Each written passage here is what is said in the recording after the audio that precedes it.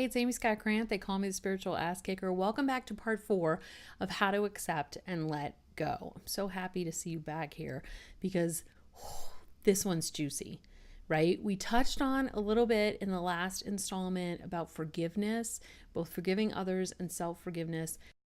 But I want to go a little deeper on this one. And we're going to be talking about specific ways to forgive yourself. Okay. And if I look to the side, it's because I have some notes because I don't want to miss a single thing for you. Okay.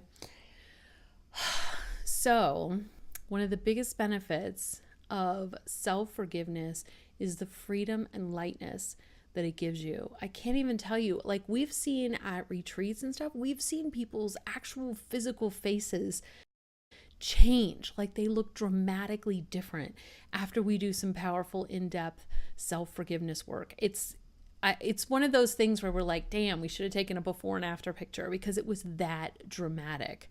The person could see it for themselves. Everyone in the room could see it.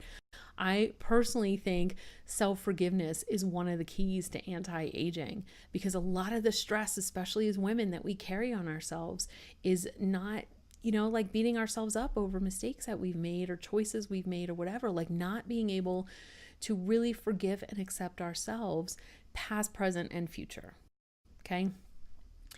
So acceptance in a nutshell is simply saying it happened. It happened. It's this thing that happened.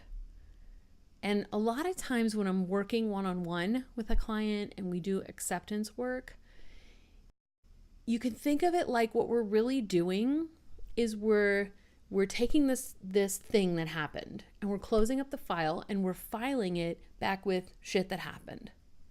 We're just putting it in the drawer. When you file something away, do you think about it? Not me, man. I don't give it a second thought. If I might think about crap that has to be filed, and we go all digital now. So like I'm on a weekly protocol. But once it's filed and it's digitally stored or it's in a file drawer or whatever, like no, don't think about it again. You get peace of mind around that because it's not like nagging you and eating at you. So a lot of the self-acceptance and forgiveness work that we do is about just filing that event like it's this thing and it happened. We're not saying it didn't happen, but we no longer need to stress about it, which doesn't change the fact that it happened anyway. All it does is give us wrinkles and make us upset, right? And feel less than. It makes it harder to be happy when you're carrying all this like burden of, unforgiveness around with you. So we put it in that folder and it's like shit that happened. That's what acceptance really is we're saying it was this thing that happened. Would I do it differently if I could go back to it? Yeah, probably. Which is good because if it happened tomorrow, I would totally handle it differently. But I can't change the fact that I handled it the way I handled it and the outcome was what it was. So we'll just file that away and move on. Another way to tap into self-forgiveness is with compassion. Did you see my compassion video? Oh man, this is like really. Think about something that you regret. Something that happened that you really regret, that you maybe blame yourself for, or you're having a hard time forgiving yourself for, or you're having a hard time letting go of this thing that happened. You probably already have something in mind, which is why you're watching this series right now. Now imagine if whatever you did or didn't do, imagine if your best friend had done or not done the exact same thing. Would you say to him and her the things that you've been saying in your own head to yourself? I feel like most of us, not in a million freaking years.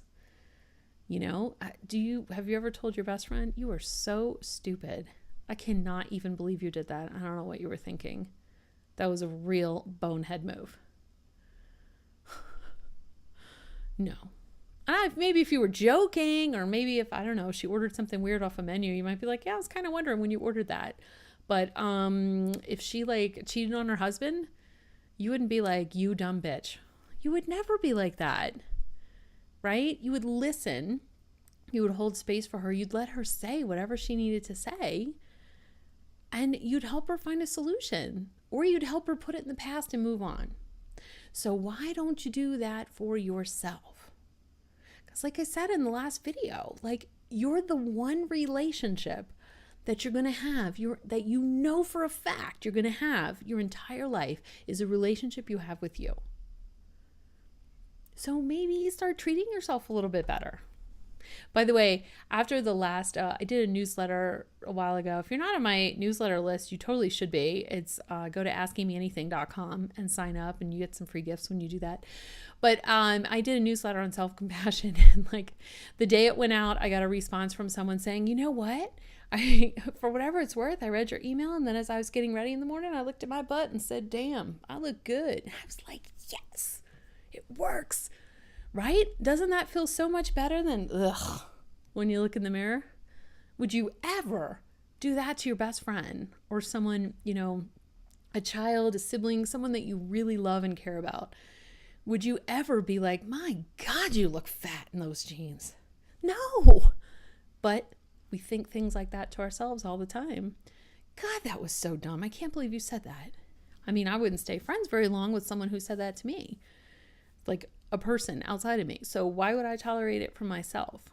Start to change your internal self-talk and use more compassion.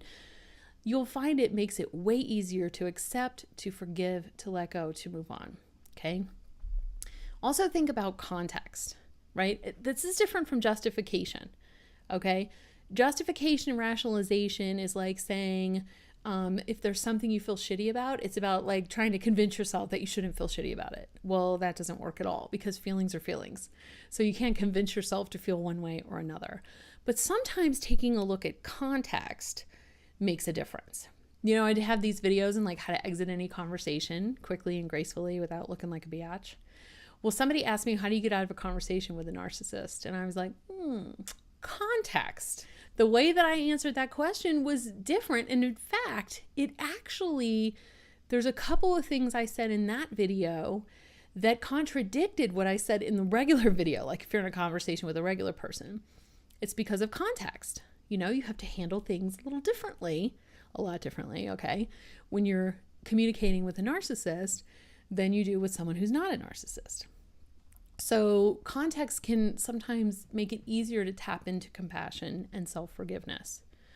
Deciding to let bygones be bygones. Again, it doesn't condone your actions, the other person's action. It just files it where it belongs, in the past, behind you, this thing that happened.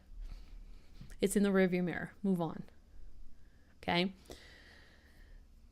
What else? Oh, demonstrating self-care. That's another way that you can tap into self-forgiveness and acceptance and compassion. Maybe giving yourself a smile in the mirror. You could write yourself a love letter. You could start to love yourself, hug yourself, self-care, maybe like a manicure, a pedicure, a massage, a nice long hot soak, a nice whatever you love, dark chocolate, being in nature, I don't know, embroidery. I don't know. What do you like to do? Dance? Like whatever. Engaging in the things that you really love that make you feel happy. That's like a really important way to tap into it.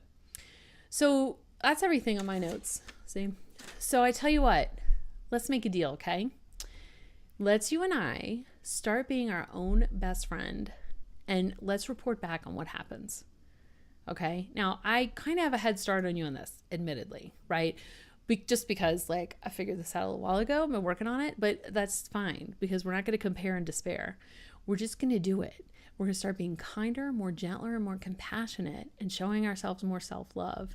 And then we could post in the comments and say like, what's happening as a result of this? Because I promise you, this one little thing makes all the difference. Okay? So if you love this video, if you know somebody who's like down on themselves and could really use a pick-me-up, share it with them. Share it on your Facebook, your Insta, your Twitter, like your whatever, and spread the word, because the more self-compassion that we have, the more compassion we have for others, the better this makes our entire world. So spread the love.